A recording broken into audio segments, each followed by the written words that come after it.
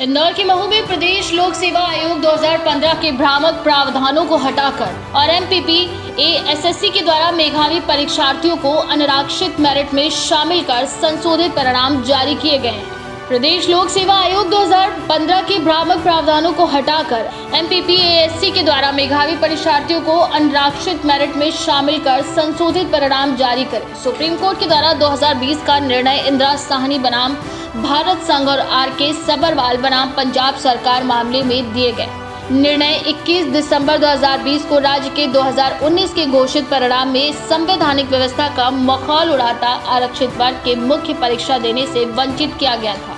ऐसे में प्रदेश में 85% आवेदकों को मात्र 50% पदों में ही सीमित किया गया, जबकि 13% सामान्य आवेदकों को 50% का अनुचित लाभ देकर MPPASSC के द्वारा संविधान की मूल भावना के खिलाफ जाकर असमानता और सांप्रदायिकता को बढ़ावा देते हुए आरक्षित वर्ग के परीक्षार्थियों के साथ अन्याय किया गया, जिसके चलते लोगों में काफी आक्रोश देखा गया और इस पर कड़ी कार्रवाई की भी मांग की गई है। मैं जो ST/SC OBC minority ST/SC OBC वर्ग जो है जिनके साथ अन्याय और अत्याचार हो रहा है, जिनका आरक्षण जो है उससे उनको वंचित किया जा रहा है, इसके विरोध में हम ज्ञापन देने आए, क्योंकि आज जो है MPPASSC मध्य प्रदेश की सबसे बड़ी जो है गवर्नमेंट सर्विस है और उसमें जो है ST/SC OBC वर्ग को जो है उसी के आरक्षण से वंचित किया जा रहा है। ST/SC OBC के बच्चों को जनरल से ज़्यादा मार्क्स आ रहे, फिर भी उनको अनरिजर्व कैटेगरी में नहीं डाला जा रहा है, उनको अपनी ही कैटेगरी में सप्रेस किया जा रहा है। इसलिए इससे होता क्या है, इससे जो है आज हमारे संविधान का उल्लंघन हो रहा है। तो संविधान का उल्लंघन जब MPPASSC खुद करेगा तो क्या इस क्षेत्र में और मध्य प्रदेश में और पूरे भारत में संविधान अच्छे से लागू है, ये हमें समझना पड़ेगा। तो आज इसीलिए MPPASSC जो धोखाधड़ी कर रहा है हमारे विद्यार्थियों के साथ, इसके विरोध में हमने ज्ञापन दिया है। सर रोशनी गोडाले, पूर्व प्रदेश अध्यक्ष, भारतीय विद्यार्थी मोर्चा। इंदौर के महू से KKD न्यूज संवाददाता संजय वर्मा की रिपोर्ट। इंदौर की महुआ तहसील के आसपास ग्रामीण क्षेत्रों में कॉलोनाइजर से पीड़ित नागरिक काफी तादाद में तहसील कार्यालय में अपनी समस्याओं को लेकर पहुंचे। क्षेत्रों की कई कॉलोनी में आज भी मूलभूत सुविधा के लिए वहां के निवासी काफी परेशान हैं, जहां कई समस्याओं की वजह से लोगों को उसी हालात में रहने पर मजबूर होना पड़ रहा है। अगर देखा जाए तो महू तहसील कार्यालय में उपचार जन सुनवाई भी लगाई जाती है, क्योंकि SDM कार्यालय में ही सारे भाग के अधिकारी बैठते हैं। साथ ही वहां पर आम नागरिकों को बैठने में या खड़े रहने की भी जगह नहीं रहती। ऐसा लगता है कि अधिकारियों की ही मनमानी वहां जारी है, जबकि इंदौर कलेक्टर के द्वारा सख्त आदेश है कि भू माफिया अवैध कॉलोनियों के खिलाफ कड़ी से कड़ी कार्रवाई तत्काल की जाए। मैं सर ये आवेदन देने आया हूँ। साहब ने कहा है कि मैं कोशिश करता हूँ ये आवेदन लेने के बाद में।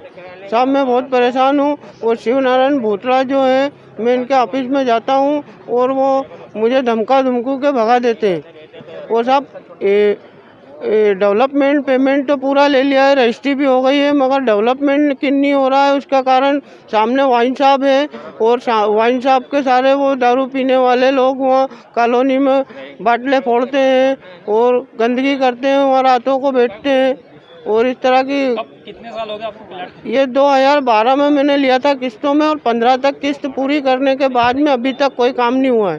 साहब मैं मकान बनाने की कोशिश करता हूँ तो नगर वहाँ की पंचायत जो बोलती है कि पहले डेवलपमेंट करवाओ। ये कितना समय हो गया आपको? ये सर हो गया है करीब 7-8 साल हो गए साहब। कॉलोनी का नाम क्या है? ये रिच रेसिडेंसी। आपने SDM साहब को ज्ञापन दिया क्या? SDM साहब ने क्या बोला? साहब ने बोला है कि मैं कोशिश करता हूँ भाई, ये आवेदन आपका स्वीकृत किया जाता है। अनिल पाल। समस्याओं के साथ में एक और समस्या जो अभी अभी निर्मित की गई है कॉलोनी के पास में ही कालिंदी विहार से पूरे ड्रेनेज का पानी, क्योंकि उनके यहाँ पे ड्रेनेज चौक हो गए हैं पूरी तरह से, पूरी रहवासियों को प्रॉब्लम हो रही है, तो उन्होंने वो ड्रेनेज का पानी दीवार के उस पार डाल के हम लोगों के लिए एक नई समस्या उत्पन्न कर दी है। तो इसके ऊपर भी हम उनका ध्यान चाहते हैं, इसीलिए हम आज यहाँ आए हैं कि कालिंदी विहार का पानी पूरा हम लोगों की कॉलोनी की तरफ आ रहा है, नोवा क्लासिक की तरफ। तो उसकी वजह से भी बीमारियाँ काफ़ी, जैसे कि अभी पैंडेमिक चल रहा है तो ये बीमारियाँ और बढ़ सकती हैं और भविष्य में स्थिति और ख़राब है। जो उस पडल के पास में रह रहे हैं, उस तालाब के, जो गंदगी का तालाब निर्मित हुआ है उसके पास जितने भी घर हैं उनको रोज़ सुबह से लेकर रात तक उस बदबू को सहन करना पड़ रहा है। उनके बच्चे यदि वहाँ जाते तो उन्हें डर होता है कि कहीं गिर ना पड़े, कोई हादसा ना हो जाए। तो इस समस्या से मुक्ति के लिए भी आज हम यहाँ पर आए हैं कि दोनों समस्याएं, जो रोड की समस्या है, ड्रेनेज की प्रॉब्लम है, उससे हमें मुक्ति मिले ताकि हम आगे अपनी कॉलोनी को और अच्छा कर सकें। मिसेस बिंदु पंचोली। हमने सबको बताया है सर, इवन विजिट भी करवाई है, लेकिन उस पर कोई संज्ञान नहीं लिया जाता। अगर आप प्रशासन से क्या उम्मीद चाहते हैं? यही चाहते हैं कि हमारा पूरी तरह से सहयोग किया जाए और उस समस्या से हमें निजात दिलाया जाए। मिसेस बिंदु पंचोली। ज्ञापन देने कितने समय से यहाँ पर आप हैं और किस बात मामले को लेकर आप ज्ञापन दे रहे हैं? भाई साहब, हम लोग सब लोग महू तहसील की बोरखड़ी पंचायत स्थित नोवा क्लासिक कॉलोनी के रहवासी गण हैं। हमारी कॉलोनी के अंदर मूलभूत समस्याओं की, मूलभूत जो सुविधा है उसकी काफ़ी समस्या है, जैसे कि सड़क, ड्रेनेज, पेयजल की व्यवस्था, स्ट्रीट लाइट, इन सारी चीज़ों की व्यवस्था प्रॉपर और समुचित रूप से नहीं है। हम सभी लोगों ने मकान जो लिए, अलग अलग रूप से मकान लेने के बाद अब रह रहे हैं। अपने लेवल पे रहवासी लोग जो कर सकते हैं वो कर रहे हैं, बट बाकी समस्या काफ़ी सारी है। जिसमें अभी मुख्य तौर पे हम लोग जो यहाँ पर आए उसमें मुख्य समस्या ये है कि किशनगंज बोरखड़ी पहुँच मार्ग तत्कालीन विधायक श्रीमान कैलाशी विजयवर्गीय ने 2018 में स्वीकृत करा था, जो PWD के माध्यम से बनना था। और उस भूमि पूजन होने के बाद आचार संहिता लग गई थी, काम रुक गया। उसके बाद इंद्रपुरी कॉलोनी से लेकर नोवा क्लासिक कॉलोनी तक के अर्थवर्क का काम पूरा हुआ है और अभी हाल फिलहाल में इंद्रपुरी कॉलोनी के अंदर भी रोड बन गया है। बट ये हमारे कॉलोनी की जो मुख्य सड़क है, जो कि अब किशनगंज बोरखड़ी पहुँच मार्ग के अंतर्गत आ गया, जो कि सरकारी मार्ग हो गया है, उस कॉलोनी का उपयोग जो है आज की तारीख में बोरखड़ी गांव के लोग, कालिंदी विहार कॉलोनी, नोवा क्लासिक कॉलोनी, केला माता कॉलोनी, निधि नगर कॉलोनी, इंद्रपुरी एक्सटेंशन कॉलोनी के लोग उस रूट का उपयोग कर रहे हैं।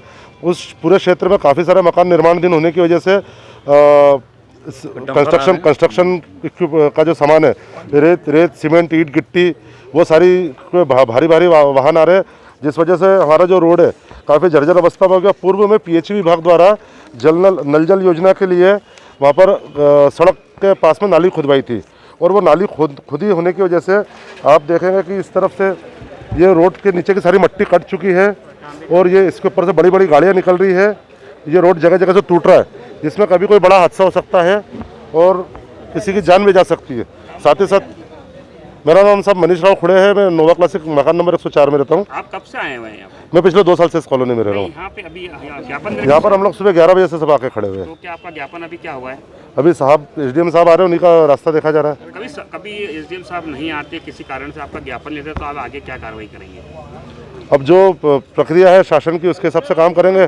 दोबारा फिर एक बार आना पड़ेगा साहब के पास, अगर आज नहीं आए तो बाद में फिर आएंगे, और नहीं तो फिर हम कलेक्टर ऑफिस जाएंगे, CM हेल्पलाइन जाएंगे जी। कारण ये है कि हमारी समस्या मतलब वो ज़्यादा ही खतरनाक हो रही है। CM हेल्पलाइन पे आप शिकायतें करेंगे? इंदौर के महू से KKD न्यूज संवाददाता संजय वर्मा की रिपोर्ट।